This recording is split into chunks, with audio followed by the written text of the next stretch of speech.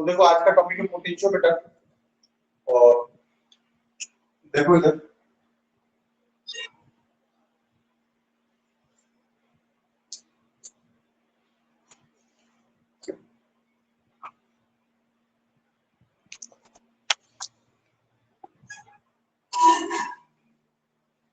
देखो आज का टॉपिक है पोटेंशियोमीटर।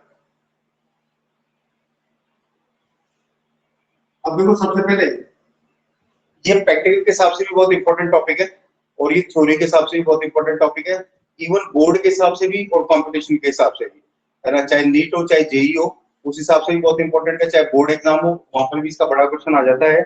और प्रैक्टिकल में इसके अपने 3 प्रैक्टिकल कोर्स में है ना। एक तो ईएमएफ का कंपैरिजन, और एक होने को तो 4 है। वोल्टमीटर का कैलिब्रेशन भी करते हैं हम लोग, एमीटर का कैलिब्रेशन भी करते हैं, लेकिन जो मेनली वो 2 जो है वो तो अपने को करने ही होते हैं। तो ईएमएफ का कंपैरिजन और एक सेल का इंटरनल रेजिस्टेंस फाइंड करना, तो 2 इसके प्रैक्टिकल भी कोर्स में।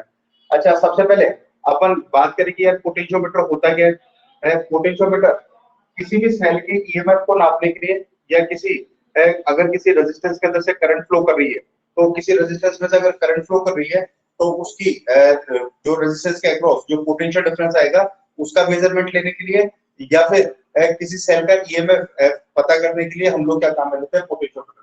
तो पोटेंशियोमीटर क्या है? Potentiometer is a device, potentiometer is a device which is used to find unknown EMF, unknown EMF, EMF मतलब इलेक्ट्रोमोटिव फोर्स, यानी सेल का वोल्टेज ओपन सर्किट के अंदर, unknown EMF of a cell and potential difference across ends of a resistor।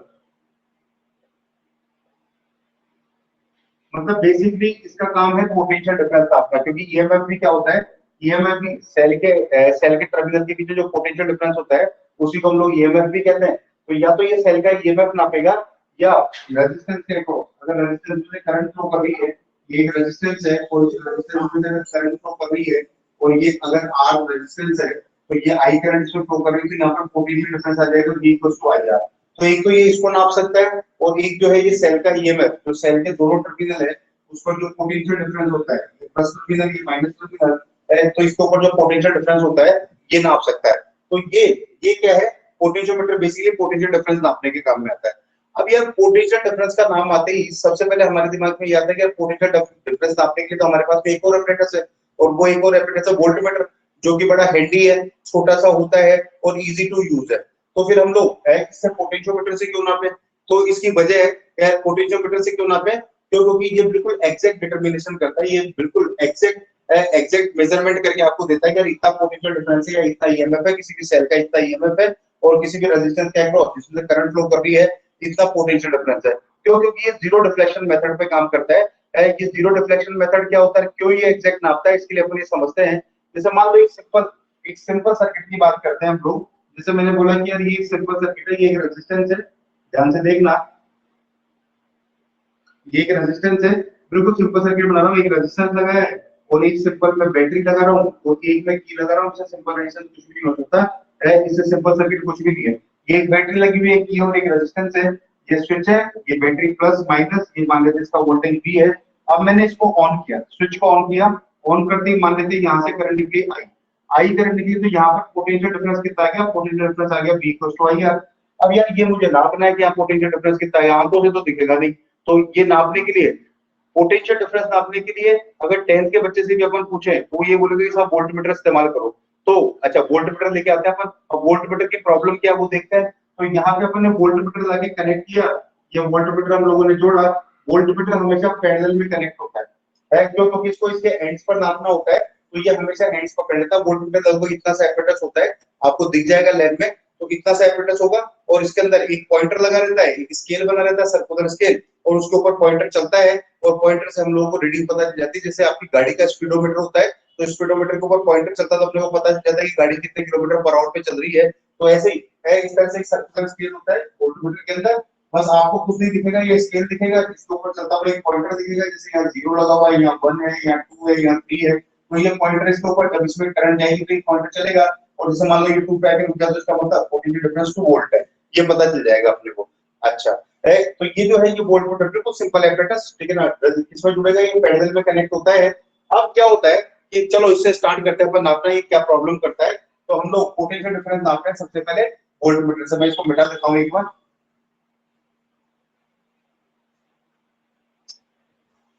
देखो हम लोग potential difference नाप रहे हैं बाय वोल्टमीटर, फिर किसी पोटेंशियल डिफरेंस को नापेंगे हम लोग किससे, इसी पोटेंशियल डिफरेंस को नापेंगे हम लोग पोटेंशियोमीटर से।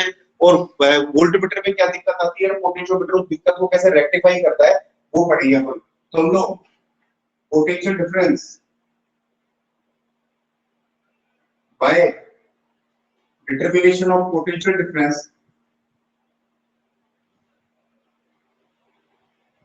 Determination of potential difference bye voltmeter, voltmeter से नापते हैं। और क्यों ये गलत नापता है, क्या प्रॉब्लम है इसकी वो देख रहे हैं। तो ये अपन ने वही सर्किट बनाया, ये वही सर्किट बनाया, ये सिंपल एक बैटरी लगाई, ये एक स्विच लगाया, और जैसे इस स्विच को ऑन करूंगा, जैसे इस स्विच को मैंने ऑन किया तो यहाँ से करंट निकली, ये V वोल्ट की बैटरी, यहाँ से करंट निकली आई, ये रेजिस्टेंस आ, तो यहाँ पर पोटेंशियल डिफरेंस आ गया IR, मुझे इसको नापना है। तो मेरे दिमाग में सबसे पहले अगर वोल्टमीटर से नाप के देखते हैं, क्योंकि बड़ा हैंडी सा एपरेटस है, इजी टू यूज है। तो मैंने वोल्टमीटर यहाँ पे लाके पैरेलल में जोड़ दिया, यहाँ पे लाके मैंने वोल्टमीटर एक पैरेलल में कनेक्ट कर दिया। वोल्टमीटर के अंदर आपको एक तो रेड कलर का टर्मिनल दिखेगा, एक ब्लैक कलर का टर्मिनल दिखेगा। तो रेड कलर के टर्मिनल और ब्लैक कलर के टर्मिनल को तारों से जोड़ते हुए यहाँ के दोनों एंड पर कनेक्ट कर देना। अब होगा क्या, प्रॉब्लम क्या है कि जैसे ये करंट यहाँ गई तो यहाँ पहुंचकर इस पॉइंट के ऊपर पहुंचकर इसको दो रास्ते मिल गए, इसको दो रूट मिल गए, करंट इधर से भी जा सकती है, करंट इधर से भी जा सकती है। अब ये जो है नापना था इसको V = IR। अब मान लेते हैं इसने भी कुछ करंट ले ली, मान लेते हैं इसने करंट ले ली I1, इसने करंट ऊपर ले ली I1, और यहाँ पे करंट जाएगी अब I - I1, यहाँ पे करंट जाएगी I - I1। तो यार जब इसने करंट ले ली तो इसने इसमें जाने वाली करंट को कम कर दिया, और कम कर दिया, और अपने को नापना क्या था, नापना था अपने को करंट और रेजिस्टेंस का मल्टीप्लिकेशन। तो जब इसने करंट ही कम कर दी, जब इसने करंट ही कम कर दी, इसमें जाने वाली करंट को खुद ये ले गया, जो नापने आया था, ठीक है ना, जो नापने आया था, जो वो खुद ही कुछ जो है नापने वाली चीज को खुद ही कुछ खा गया। तो ये गलती नापेगा इसको, करंट और रेजिस्टेंस का नापना तो था इसको ये V = IR, लेकिन इससे इसमें जाने वाली करंट ही कम कर दी। जब करंट कम कर दी तो ये क्या करेगा, गलती करेगा। अब गलती करेगा, लेकिन तो इसी गलती को कैसे रोका जा सकता है, नहीं रोका जा सकता इसी गलती को। क्यों, क्योंकि अगर इसमें करंट नहीं जाएगी तो ये काम नहीं करेगा। क्यों, क्योंकि ये बेसिकली आगे पढ़ेंगे हम लोग जब मैग्नेट वाले चैप्टर आएंगे। बेसिकली क्या होता है कि इसके अंदर करंट जाती है, इसके अंदर एक रेक्टेंगुलर कॉइल होता है, और उस रेक्टेंगुलर कॉइल पर टॉर्क लगता है। टॉर्क लगने से वो कॉइल घूमती है, कॉइल से पॉइंटर जुड़ा होता है, और फिर वो पॉइंटर उस स्केल के ऊपर चलता है। तो अगर करंट नहीं जाएगी तो ये जो है वो कॉइल नहीं घूमेगी, कॉइल नहीं घूमेगी तो पॉइंटर नहीं घूमेगा, और अपने को रीडिंग ही नहीं मिलेगी। तो इसके अंदर करंट जाना भी जरूरी है, और अगर करंट जाता है तो ये गलती करता है। तो जो वोल्टमीटर होता है, voltmeter always determine potential difference incorrect। हमेशा कैसे नापता है ये पोटेंशियल डिफरेंस, ये पोटेंशियल डिफरेंस नापता है इनकरेक्ट है। उसका इनकरेक्ट नापने की वजह क्योंकि ये खुद क्या लेता है, इसमें से करंट ले लेता है। अब ये करंट ना ले तो ये सही नापे। अब करंट कब ना ले, जब इसका रेजिस्टेंस इनफाइनाइट हो, क्योंकि करंट क्या होती है, करंट होती है I = V/R। अगर रेजिस्टेंस इनफाइनाइट होगा, व्हेन R = इनफाइनाइट, अगर रेजिस्टेंस इनफाइनाइट होगा देन करंट कितनी होगी, देन करंट 0 होगी। लेकिन अगर करंट इसमें 0 है, मान लीजिए I1 0 हो जाए, I1 अगर 0 हो जाए तो ये इसमें करंट नहीं जाएगी तो ये नापेगा नहीं। मतलब करंट जाती है तो गलत नापता है, करंट नहीं जाएगी तो नापेगा नहीं। तो ये तो बड़ा प्रॉब्लमेटिक सा एपरेटस हो गया। तो इसके लिए क्या सॉल्यूशन निकाला गया, इसके लिए सॉल्यूशन निकाला गया कि इसका तो करंट तो चाहिए, इसको करंट तो चाहिए, बिना करंट जाए तो ये नापेगा ही नहीं। तो इसके लिए क्या किया गया, अच्छा ये आइडियल वोल्टमीटर होता तो इसका रेजिस्टेंस कैसा होता, इनफाइनाइट, चाहिए उस वक्त नाप नहीं पाता। तो हम लोग एक पॉइंट और लिख सकते हैं, resistance of ideal voltmeter, resistance of a ideal voltmeter, ideal voltmeter का रेजिस्टेंस कितना होता है, ध्यान रखना ये आधा एक नंबर का क्वेश्चन कई बार पूछते हैं। Resistance of an ideal voltmeter is infinite, लेकिन इनफाइनाइट बनाना पॉसिबल नहीं है, क्योंकि इनफाइनाइट बनाने के लिए तार को अपने को ऐसे तोड़ना पड़ेगा तो फिर ये नापेगा कैसे, फिर जोड़ा ही को जब तोड़ा है तो इसलिए ये जो है ये हम लोगों को ड्राइंग भी रखना पड़ेगा। अब इसका रेजिस्टेंस इनफाइनाइट तो बना नहीं सकते, तो इसका रेजिस्टेंस हम लोग क्या करते हैं, हाई रखते हैं। ध्यान रखना है, प्रैक्टिकली वोल्टमीटर का रेजिस्टेंस काफी हाई होता है। Resistance of voltmeter, resistance of voltmeter always kept very high, ठीक है ना, हम लोग बहुत हाई रखते हैं ताकि ये करंट ले भी और कुछ कम अमाउंट दे करंट का, ताकि मैक्सिमम करंट इसमें से जाए, तो जो गलती हो वो भी क्या हो, कम हो। क्योंकि नापना तो करंट और रेजिस्टेंस का मल्टीप्लिकेशन है ना, जितना ज्यादा ये गलती, जितना ज्यादा ये करंट खुद लेगा उतनी ज्यादा गलती करेगा, तो इसमें से कम करंट जाए। क्योंकि अगर हम लोग इसका रेजिस्टेंस बढ़ा देंगे तो करंट इसमें से क्या जाएगी, कम जाएगी। तो ये है वोल्टमीटर। और जो वोल्टमीटर है वो वोल्टमीटर हमेशा क्या करता है, गलत नापता है, ठीक है ना, इनएक्यूरेट नापता है। तो इसलिए हम लोग इसको, लेकिन फिर भी इसी को ज्यादा यूज किया जाता है, फिर भी इसी को ज्यादा यूज किया जाता है। उसकी वजह क्या होती है, उसकी वजह ये होती है ये इजी टू यूज है, ठीक है ना, इसको यूज करना आसान है। मैक्सिमम लोग इसी को इस्तेमाल करते हैं, क्योंकि जो पोटेंशियोमीटर होता है, वो पोटेंशियोमीटर पूरे के पूरे अपने सर्किट के साथ में चलता है, और उसके अंदर जो भी कुछ निकलता है वो कैलकुलेशन से निकलता है। उसमें कोई भी पॉइंटर जैसी चीज नहीं होती, उसमें कोई भी स्केल नहीं होता, वो डायरेक्ट रीडिंग नहीं देता अपने को। तो अगर हम लोग इसी को डिटरमाइन करें, ठीक है ना, किससे, पोटेंशियोमीटर से, तो अपने को वोल्टमीटर की जगह क्या जोड़ना पड़ेगा, वोल्टमीटर की जगह जोड़ना पड़ेगा अपने को पोटेंशियोमीटर। वोल्टमीटर की जगह अपने को क्या जोड़ना पड़ेगा, पोटेंशियोमीटर जोड़ना पड़ेगा। और वो पोटेंशियोमीटर जब वो नापेगा तो इसमें से करंट नहीं लेगा। तो इसी वोल्टमीटर को, इसी पोटेंशियल डिफरेंस को मैं किससे डिटरमाइन कर रहा हूँ, मैं डिटरमाइन कर रहा हूँ पोटेंशियोमीटर से। तो डिटरमिनेशन, अब वो होता कैसे, कैसे होगा वो तो आगे आ जाएगा। Determination of potential difference bye potentiometer. तो सब कुछ ऐसा ही रहेगा, बस इस वोल्टमीटर की जगह क्या आ जाएगा, इस वोल्टमीटर की जगह पोटेंशियोमीटर आ जाएगा। इस वोल्टमीटर की जगह आपको क्या लगा देना है, पोटेंशियोमीटर लगा देना है। तो सर्किट ये रहेगा, ये रेजिस्टेंस, यही बैटरी, यही एक स्विच रहेगा। स्विच को ऑन करेंगे, ये स्विच है, ये प्लस की बोल दो या स्विच ऑन दो, यहाँ से करंट जाएगी आई, ये रेजिस्टेंस आर। बस हम लोग यहाँ पर अब क्या जोड़ देंगे, यहाँ पर हम लोग जोड़ देंगे पोटेंशियोमीटर। अब वो पोटेंशियोमीटर कैसा होता है, कैसे कनेक्ट करते हैं, वो तो अभी आगे आगे आ जाएगा आगे। और जब ये नाप रहा होगा तो अपना रेजिस्टेंस इनफाइनाइट शो करता है, और इसके अंदर से करंट नहीं लेता, इसके अंदर से कोई करंट नहीं लेता। सारी करंट इसमें से गुजरेगी, इसके अंदर से जाने वाली ये सारी करंट इसमें से गुजरेगी, और इसमें से जाने वाली करंट कितनी होगी, जीरो। तो इसलिए जो पोटेंशियोमीटर होता है इसको हम लोग आइडियल वोल्टमीटर भी बोलते हैं। पोटेंशियोमीटर, पोटेंशियोमीटर, पोटेंशियोमीटर है ये, इसको हम लोग क्या बोलते हैं, नॉन एज आइडियल वोल्टमीटर। इसको हम लोग आइडियल वोल्टमीटर बोलते हैं। It always major EMF and potential difference accurately, बिल्कुल एक्यूरेट नापता है ये, बिल्कुल एक्यूरेट नापेगा। एक्यूरेट क्यों नापेगा, क्योंकि ये खुद करंट नहीं लेता है नापते वक्त, ये खुद करंट ले लेता है, तो इसमें जाने वाली करंट को कम कर देता है। और ये खुद करंट नहीं लेता है, ये अपना रेजिस्टेंस इनफाइनाइट शो करता है। ऐसा लगता है कि ये जुड़ा हुआ है, ये जीरो डिफ्लेक्शन पे काम करता है ये। और बीच में गैल्वेनोमीटर होता है, यहाँ पे इस पोटेंशियोमीटर के बीच में गैल्वेनोमीटर भी कनेक्ट करता है। गैल्वेनोमीटर पे जीरो डिफ्लेक्शन आता है, तो ये खुद करंट नहीं लेता, और ये पोटेंशियल मैचिंग पे काम करता है। वो कैसे करता है आगे वर्किंग समझेंगे इसकी। तो ये है, लेकिन फिर भी ये गलती करता है, तो फिर भी हम लोग यही ज्यादा काम ले लेते हैं, वोल्टमीटर ही ज्यादा काम में आता है। क्यों, क्योंकि ये बड़ा एपरेटस है, इसका खुद का सर्किट बनाना पड़ता है, और इसके अंदर कोई भी मीटर जैसी चीज नहीं होती है। नाम तो इसका पोटेंशियोमीटर है, लेकिन मीटर जैसी चीज होती नहीं है इसके अंदर कुछ भी। और ये क्या करता है, ये कैलकुलेशन से अपने को रीडिंग निकाल के देता है। अपने को ये कैलकुलेशन करनी पड़ेगी, इसके अंदर कैलकुलेशन जैसी चीज नहीं है, डायरेक्ट रीडिंग आती है, और डायरेक्ट जो है अपने को पता चल जाता है कि इसका पोटेंशियल डिफरेंस है। तो 2 मिनट स्टे करो इस पेज पे, फिर आगे बढ़ते हैं। एक बार फटाफट पढ़ डालो, और मुझे कमेंट करके बताओ कि क्लियर है क्या।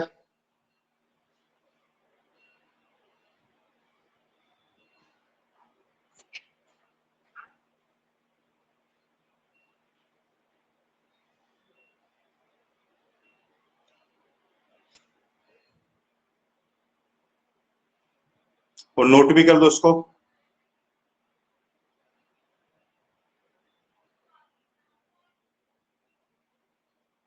और ये पोटेंशियोमीटर अपना रेजिस्टेंस कैसा शो करता है?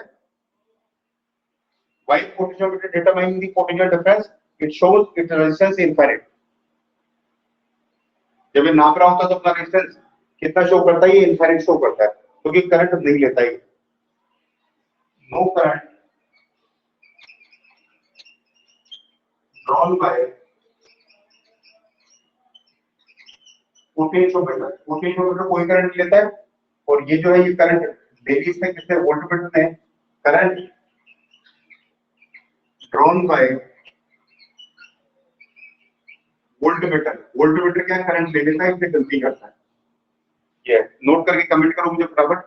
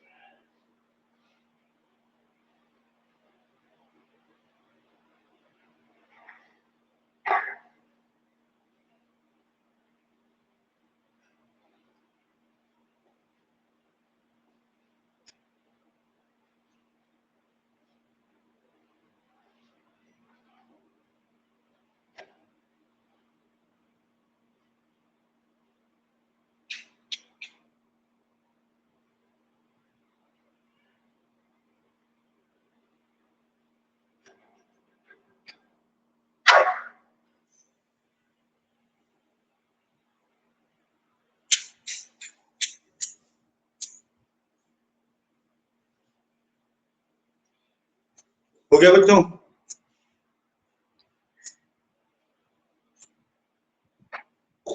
देखो आगे बढ़ रहे हैं।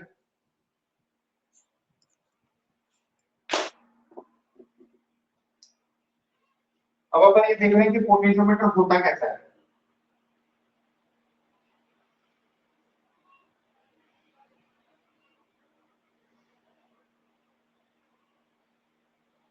पोटेंशियोमीटर कैसा होता है? एक लकड़ी का प्लैंक होता है, लकड़ी का फंटा होता है, और उसके ऊपर 10 तार लगे हुए होते हैं 1 मीटर के, जो सीरीज के अंदर कनेक्ट रहते हैं। इस तरह से एक लकड़ी का फंटा होगा, जैसे ये बोर्ड है, इस बोर्ड को लगभग इतना काट लो, लगभग इसी साइज का होता है, लगभग इतना काट लो आप, ये ऊपर ऊपर का काट लो, और बस ये लकड़ी का होता है ना, और इसके ऊपर 10 तार पैरेलल में लगे इस तरह से, ठीक है ना, एक के बाद एक के बाद एक, ठीक है ना, ऊपर नीचे लगे होते हैं, बराबर लंबाई के 1 मीटर के 10 वायर होते हैं, और वो सब आपस में सीरीज में कनेक्ट रहते हैं।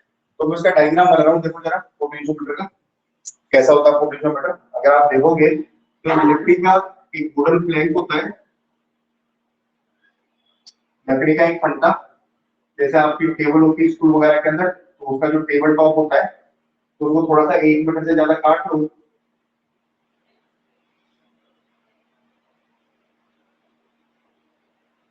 ये 1 मीटर तो नहीं है एग्जैक्ट, अभी मैंने जो बोर्ड को कट करके बताया था लगभग उतना होता है, और इसके अंदर 10 वायर लगे रहते हैं। ये पहला वायर 1-1 मीटर के होते हैं, ये वायर, ये दूसरा वायर,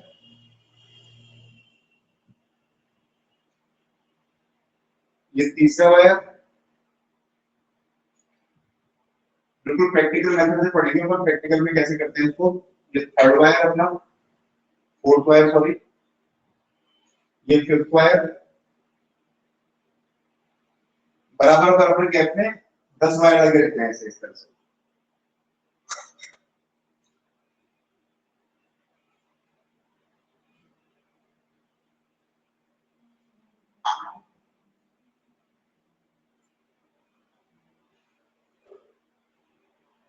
कितने हो गए? 1 2 3 4 5 6 7 8, ये 9वां वायर,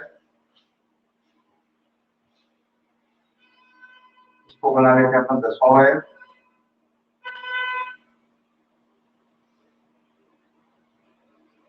और इस वुडन प्लैंक को कर लेते हैं नीचे।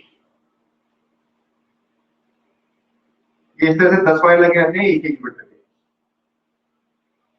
और ये इस तरह से कनेक्ट रहते हैं। यहाँ पर ये वाला एंड ओपन रहेगा,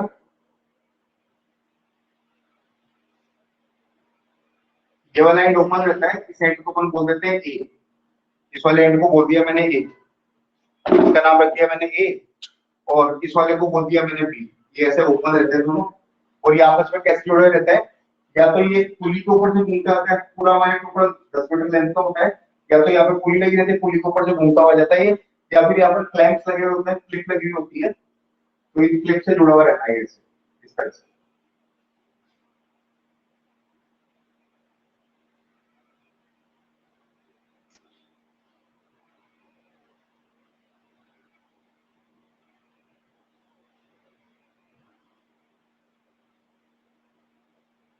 इस तरह ये क्लैंप से जुड़े हुए रहता है, और ये इधर जुड़ा हुआ रहता है ऐसे।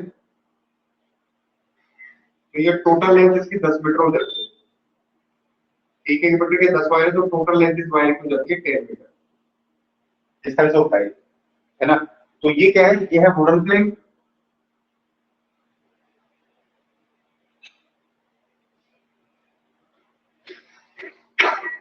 है ना। ये जो है, ये क्या होता है, ये होता है वायर ऑफ,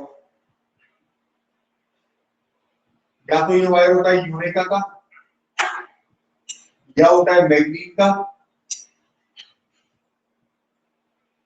या होता है ये कॉन्स्टेंटर का। ये आपके वाइवा का क्वेश्चन बोर्ड के अंदर, है ना। ये पूछते हैं क्या ये वायर यूरेका का, मैग्नीट का, या कॉन्स्टेंट का क्या होता है, ये जो है ये कॉपर का क्यों नहीं होता। तो कॉपर का इसके लिए होता है क्योंकि कॉपर का जो अल्फा होता है, जो हम लोगों ने रेजिस्टेंस पे टेम्परेचर का इफेक्ट पढ़ा था, तो उसके अंदर अल्फा पढ़ा था, तो इनका अल्फा नेग्लिजिबल होता है। तो बच्चा किसी भी टेम्परेचर पे वो करे, एपेटस को यूज में ले, चाहे सर्दी में प्रैक्टिकल करे चाहे गर्मी में प्रैक्टिकल करे, तो उसकी रीडिंग पे इफेक्ट नहीं आता, क्योंकि इनका अल्फा क्या होता है, नेग्लिजिबल होता है, और कॉपर का अल्फा सफिशिएंटली हाई होता है, इसलिए वो रेजिस्टेंस बढ़ा लेता है। टेम्परेचर बढ़ाने पे तो गर्मी में प्रैक्टिकल होगा तो अलग रीडिंग आएगी, सर्दी में प्रैक्टिकल की अलग रीडिंग आएगी, इसलिए अपन यूरिया का मैग्नीशियम कांस्टेंट का इस्तेमाल करते हैं। और ये है क्या, ये एक एक मीटर के 10 लंबे वायर है, और इससे टोटल लेंथ कितनी हो जाती है इसकी, total length of wire, total length of potentiometer wire, potentiometer wire की टोटल लेंथ होती है 10 मीटर, 10 मीटर की टोटल लेंथ होती है। और हर वायर जो है, each wire of length 1 metre होती है, हर वायर की लेंथ जो है 1 मीटर होती है, टोटल वायर 10 होते हैं, तो टोटल लेंथ कितनी हो जाती है, 10 मीटर हो जाती है। अच्छा, यहाँ पर एक मीटर स्केल लगा रहता है, यहाँ पर एक मीटर स्केल भी लगा रहता है।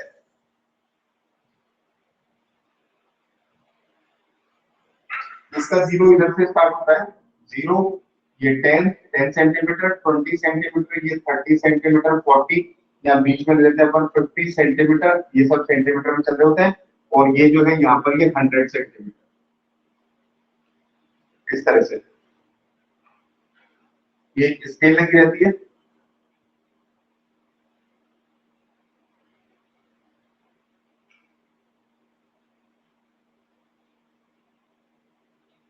ये 60 आ जाएगा, 70, 80, 90, 100, और एक स्केल ऊपर लगी रहती है यहाँ पर, एक स्केल यहाँ पर ऊपर लगी रहती है। स्केल बनाता हूँ, थोड़ी जगह कम रहेगी।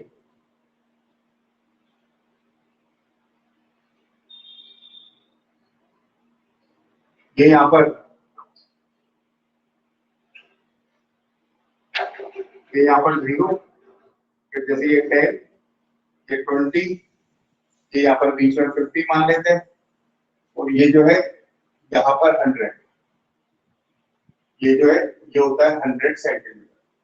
तो इसकी इसकी जीरो तो इधर से स्टार्ट होती है, इसकी जीरो इधर से स्टार्ट होती है, ठीक है ना, इस तरह से होता है ये। तो ये दो स्केल होती है, 2 मीटर स्केल है ऊपर नीचे, ये थोड़ी सी छोटी बन गई है तो मैनेज कर देना इसको। ये होती है मीटर स्केल, बस ये एपेटस है साहब, ये एपेटस है, ये भी मीटर स्केल है। तो आप अगर इसको लैब में देखोगे तो लैब में ऐसा दिखेगा, बस एक लकड़ी का फंटा, एक लकड़ी का प्लैंक, और उसके ऊपर 10 वायर लगे हुए, 10 वायर इस तरह से जुड़े हुए रहते हैं, तो टोटल लेंथ वायर की कितनी हो जाती है, टोटल लेंथ हो जाती है 10 मीटर की। ये जो वायर या तो यूरेका का होगा, या मैग्नीशियम का होगा, या कॉन्स्टेंटर का होगा, और ऊपर नीचे 2 स्केल लगी रहेगी, एक तो इधर से चालू होगी स्केल, क्योंकि ये वायर इधर से चालू हो रहा है, और फिर इसको गिनते हुए अपन इधर से आएंगे, ठीक है ना, इधर से आएंगे तो यहाँ खत्म करेंगे, तो ये स्केल इस साइड से, तो ये पोटेंशियोमीटर होता है। अब हम लोग, पोटेंशियोमीटर हमेशा अपने सर्किट के साथ में चलता है, सर्किट के साथ में चलता है, तो इस वाले एंड को बोला है हम लोगों ने ए एंड, इस वाले वायर का नाम ए भी रख देते हैं, इसका नाम रखा है अपन ने ए, और इसका नाम रखा है अपन ने, इस वाले एंड का नाम रखा है अपन ने बी। अब क्या करते हैं, हम लोग इसको कनेक्ट करते हैं सर्किट से। तो सर्किट से कैसे कनेक्ट होगा ये, सर्किट से ऐसे कनेक्ट हो जाता है, ये वुडन प्लग में इधर लिख देता हूँ।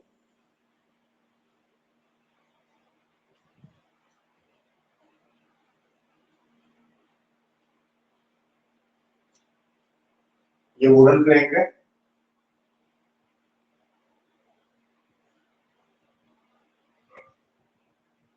प्लग मतलब तख्ता। अब इसको इसको सर्किट से कैसे जोड़ते हैं, क्योंकि इसमें मीटर जैसी कोई चीज तो है नहीं, ये कैलकुलेशन से देगा अपने को पोटेंशियल डिफरेंस और ईएमएफ की रीडिंग। तो इसके लिए हम लोग क्या करते हैं, सबसे पहले इसका सर्किट जोड़ते हैं, और इसका सर्किट ऐसे जोड़ते हैं, एक को तो रख देते हैं हम लोग हायर पोटेंशियल पे, यानी बैटरी के प्लस टर्मिनल पे जोड़ देते हैं, और माइनस से बीच में लगा देते हैं अपन एक रियोस्टेट, ये रियोस्टेट लगा दिया, और ये जो है एक लगा दिया हम लोगों ने स्विच, फिर सर्किट को ऑन ऑफ करने के लिए, और ये वाला पॉइंट जोड़ दिया हम लोगों ने बी से। तो ये इसका सर्किट है, ये रियोस्टेट है, रियोस्टेट को आरएच लिखते हैं, रियोस्टेट का करंट कंट्रोलर होता है, जिसको आगे पीछे सरका के एक सिलेंडर जैसा होता है, उसके ऊपर वायर लिपटा होता है, ऊपर एक स्लाइडर होता है, तो उसको आगे पीछे सरका के हम लोग क्या कर सकते हैं, करंट कम कर सकते हैं। ये बैटरी का प्लस टर्मिनल, ये माइनस टर्मिनल, इसका ईएमएफ मान लेते हैं हम लोग, और ये जो है ये स्विच हो गया, स्विच को अपन ऑन ऑफ कर सकते हैं यहाँ से। तो ये जो सर्किट है, potentiometer with its circuit, potentiometer अपने सर्किट के साथ में, इसको हम लोग बोलते हैं प्राइमरी सर्किट ऑफ पोटेंशियोमीटर।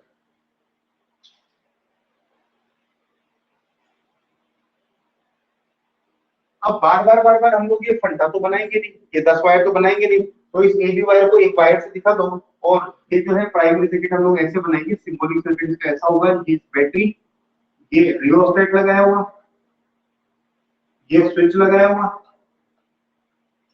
और ये पोटेंशियोमीटर का वायर ए बी, ये पोटेंशियोमीटर का वायर ए बी, ये इसी में फंडा भी आ गया और सब कुछ आ गया। ये पोटेंशियोमीटर का वायर ए बी जो 10 मीटर लंबा वायर है ना, यहाँ से लेके यहाँ तक ये पोटेंशियोमीटर वायर हो गया, ये हो गया पोटेंशियोमीटर वायर, ये पोटेंशियोमीटर वायर हो गया, ये 10 मीटर लंबा होता है टोटल, 1 मीटर के 10 वायर होते हैं, तो ये 10 मीटर लंबा वायर, ये एक बैटरी होगी, इसका ईएमएफ अपन ई मान लेते हैं, ये रियोस्टेट हो गया अपना आरएच, और ये स्विच हो गया अपना एस।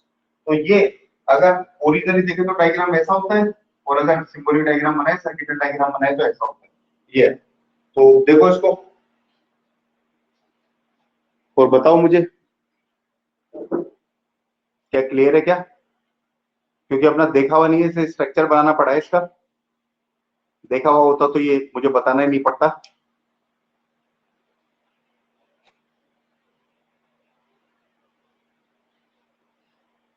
क्लियर है क्या बच्चों, कमेंट तो कर दिया करो यार, क्लियर है या नहीं है।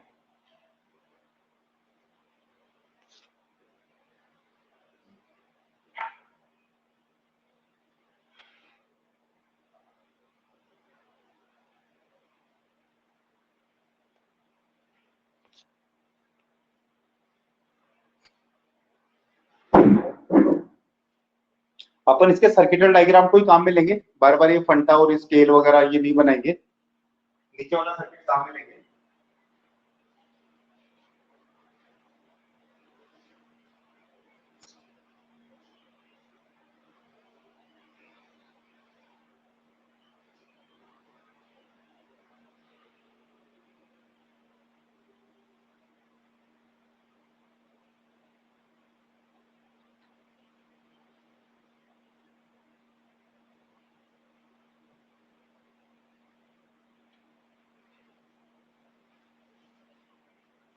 हो गया बच्चों, बढ़े आगे। देखो अब इससे पोटेंशियल डिफरेंस या ईएमएफ डिटर्मिनेशन के लिए हमें पहले इससे रिलेटेड एक क्वांटिटी पढ़नी पड़ेगी, और वो है potential gradient of potentiometer wire. तो मैं मिटा रहा हूं इसको,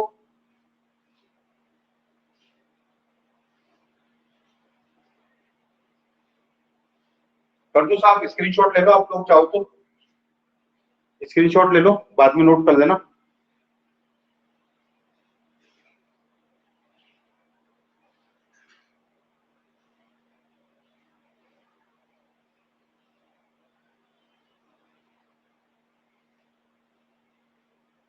अब देखो, अब एक इससे रिलेटेड फिजिकल क्वांटिटी पढ़ रहे हैं हम लोग, पोटेंशियल ग्रेडियंट ऑफ पोटेंशियोमीटर।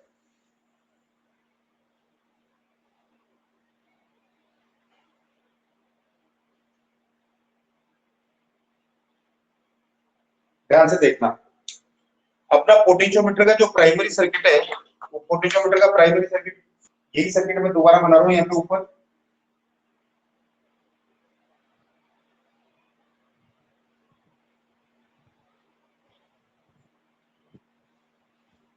ये रहा अपना सर्किट ऑफ पोटेंशियोमीटर।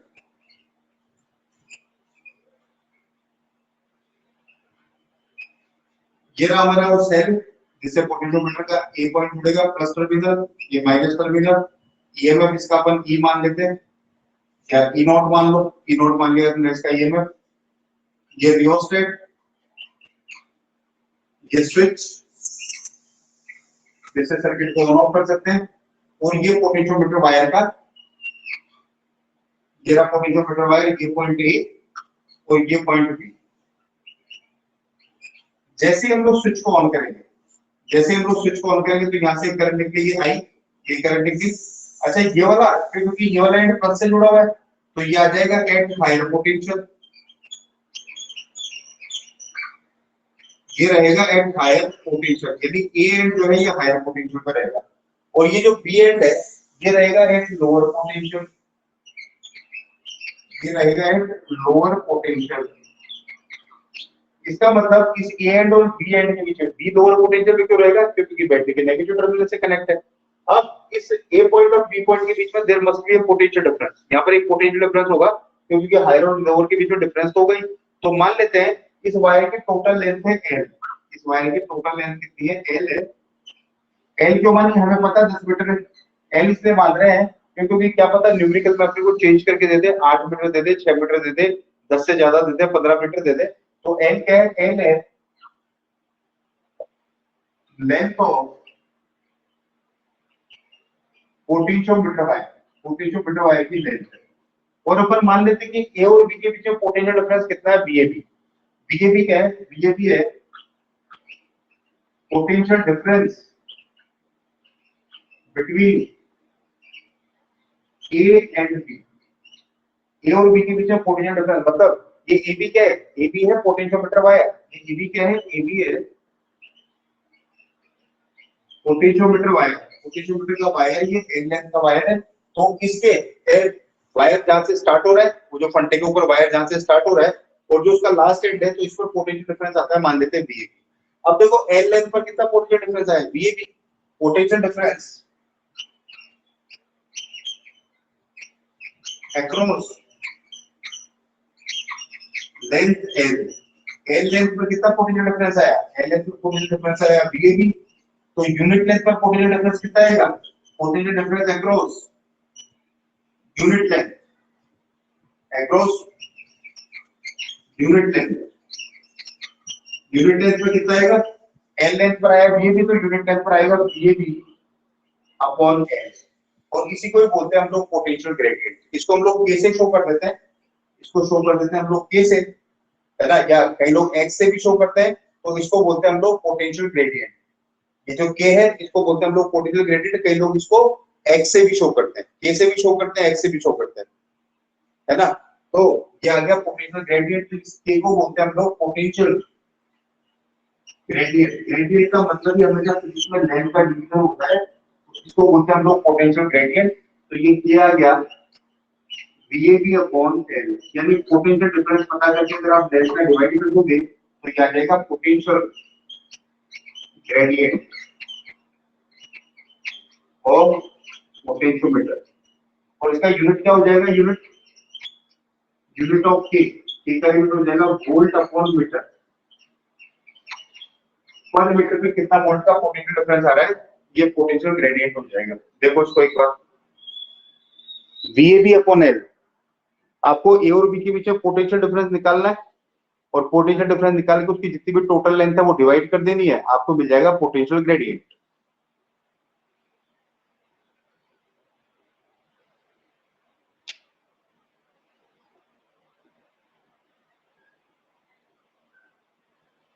डन है।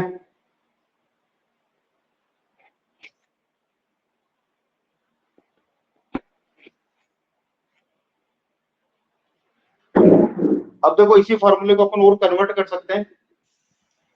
मान लेते हैं इसका जो रेजिस्टेंस है, इसका रेजिस्टेंस है आर ए बी, ये इसका रेजिस्टेंस आर ए बी है ना, इस वायर का। तो आर ए बी क्या है? आर ए बी है रेजिस्टेंस ऑफ पीएम वायर, जो पोटेंशियोमीटर वायर है, ये सारे वायर रेजिस्टेंस है, ये सारे कनेक्टिंग वायर है। तो इसका रेजिस्टेंस माना है मैंने आर ए बी, है ना, रेजिस्टेंस आर ए बी माना। तो इधर वो कर रहा हूं मैं कैलकुलेशन, देखो ये कितना है अपना, ये आया अपना V A B upon L. मान लेते हैं यहाँ से करंट चली आई, आई करंट चली, इसका पूरा रेजिस्टेंस यहाँ से लेके यहाँ तक कितना है? R A B. तो पोटेंशियल डिफरेंस कितना आएगा? I into R A B. तो वी ए बी को क्या लिख सकते हैं अपन को? V A B equal to I into R A B. को फार्मूला ये भी हो सकता है, के का formula I R A B upon L, ऐसे भी निकाल सकते हो। आपको ये देखना है कि करंट कितनी जा रही है, उसका रेजिस्टेंस कितना अपॉन एल, ये भी निकाल सकते हो। अच्छा, यहाँ से अपने को ये भी पता चल रहा है कि के और एल आपस में रेसिप्रोकल है। यहाँ से अपने को ये भी पता चल रहा है कि के और एल जो है आपस में रेसिप्रोकल है। लेंथ ज्यादा होगी तो के कम आएगा, लेंथ ज्यादा होगी तो के कम आएगा। फिर इसका रिजल्ट क्या होगा कि अगर लेंथ ज्यादा होती है तो के क्या आता है? के कम आता है। और के कम आने से जो पोटेंशियोमीटर है वो ज्यादा सेंसिटिव हो जाता है। सेंसिटिव पोटेंशियोमीटर का मतलब कि ये कम पोटेंशियल डिफरेंस को भी क्या कर दे? अच्छा नाप ले। हमेशा पोटेंशियल डिफरेंस तो नापना है। तो ये आ गया के equal to I R A B upon L. Rho के फॉर्म में भी लिख सकते हैं फॉर्मूला, अपने को पता है आर इक्वल टू होता है रो एल बाई ए, यह ए क्रॉस सेक्शन एरिया। तो आर ए बी को अपन क्या लिख सकते हैं? Rho A B upon cross section area है। क्रॉस सेक्शन एरिया को मैं पाई आर स्क्वायर लिख देता हूं, क्योंकि वायर हमेशा सिलेंड्रिकल होता है, पाई आर स्क्वायर। तो यहां से अगर मैं R A B upon L निकालूं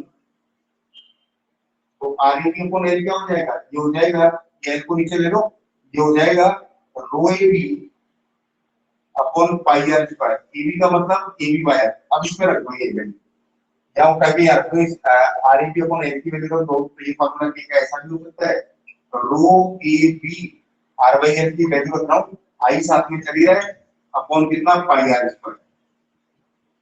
तो ये फार्मूला भी हो सकता है इसका पोटेंशियल ग्रेडियंट का। तो तीन फार्मूला याद रखो, एक पोटेंशियल ग्रेडियंट का ये formula, A equals to V A B upon L, एक पोटेंशियल ग्रेडियंट का ये formula I R A B upon L, एक पोटेंशियल ग्रेडियंट का ये formula rho A B multiplied by I upon pi R square. R है wire का radius.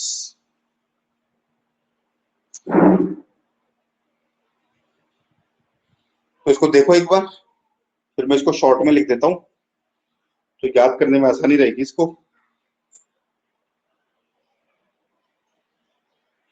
Screenshot ले लो उसका।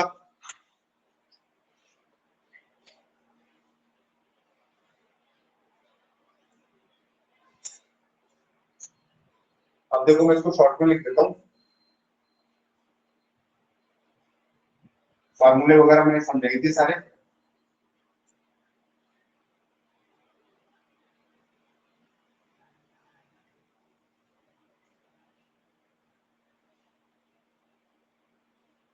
देखो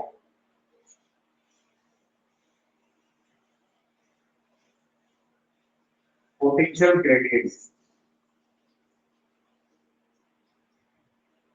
सिंबल क्या होता है इसका? सिंबल होता है इसका एक्स या के। कई लोग के से लिखते हैं, कई लोग एक्स से लिखते हैं, कंफ्यूज मत होना। पहला पॉइंट। दूसरा पॉइंट, ऐसी क्वांटिटी के स्केलर क्वांटिटी, पोटेंशियल वैसे भी स्केलर क्वांटिटी होता है। डेफिनेशन क्या है इसकी? ये डेफिनेशन थी, potential difference on unit length of potentiometer wire is known as potential gradient. तो डेफिनेशन क्या है इसकी? डेफिनेशन है या तो पोटेंशियल डिफरेंस है वो लोग, और जितना डिफरेंस होता है उतना ही क्या होता है? ड्रॉप होता है। क्योंकि ए से बी तक जाने में पोटेंशियल गिर रहा है ना, ए हायर पोटेंशियल पे, बी लोअर पोटेंशियल पे है। तो क्या है ये potential gradient? It is potential difference और potential drop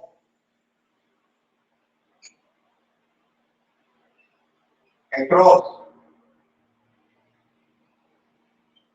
unit length of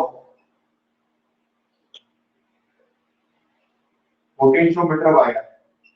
potentiometer wire की यूनिट लेंथ पर जितना, जैसे 10 मीटर का वायर है, 10 मीटर का वायर है और ए और बी के बीच में पोटेंशियल डिफरेंस कितना रहा है, 15 वोल्ट का। तो 15 वोल्ट का पोटेंशियल डिफरेंस आ रहा है ए और बी के बीच में और लेंथ उसकी 10 मीटर, तो कितना हो गया 1.5 वोल्ट पर मीटर, यानी हर एक मीटर पे कितना डाउन हो रहा है, हर एक मीटर पे 1.5 वोल्ट का डाउन हो रहा है। तो ये फार्मूला तो लिखोगे ना VAB अपॉन L, ए और बी के बीच पोटेंशियल डिफरेंस मान लेते हैं 15 वोल्ट, लेंथ है उसकी 10, तो 15/10 कितना हो जाएगा, के कितना आ जाएगा 1.5 वोल्ट पर मीटर, ऐसा आ जाएगा। नंबर 4 में देखो इसके फॉर्मूले, फॉर्मूला एक निकाला हम लोगों ने K = VAB अपॉन L, है ना, एक निकाला हम लोगों ने VAB अपॉन L। इसके अंदर कौन कौन सी चीजें क्या क्या यूज करी हम लोगों ने, VAB है, VAB potential difference between ends of PM wire और L क्या है, लेंथ ऑफ PM वायर, ठीक है। दूसरा फॉर्मूला, ये पहला फॉर्मूला, दूसरा formula K = I/RAB upon L। इसके अंदर I क्या है, I है करंट थ्रू PM वायर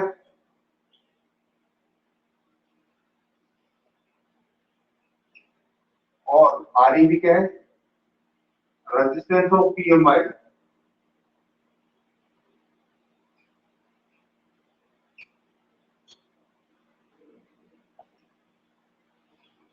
ठीक है, और L इसकी लेंथ है।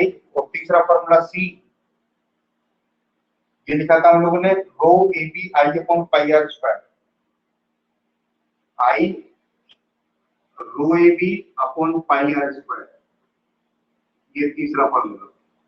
यहाँ पे I तो करंट है ही, रो AB क्या है, रो AB है, इसके नीचे लिख लेना, मेरे पास जगह खत्म हो गई है। रो AB है रेजिस्टिविटी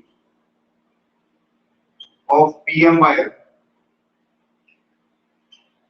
और R क्या है, रेडियस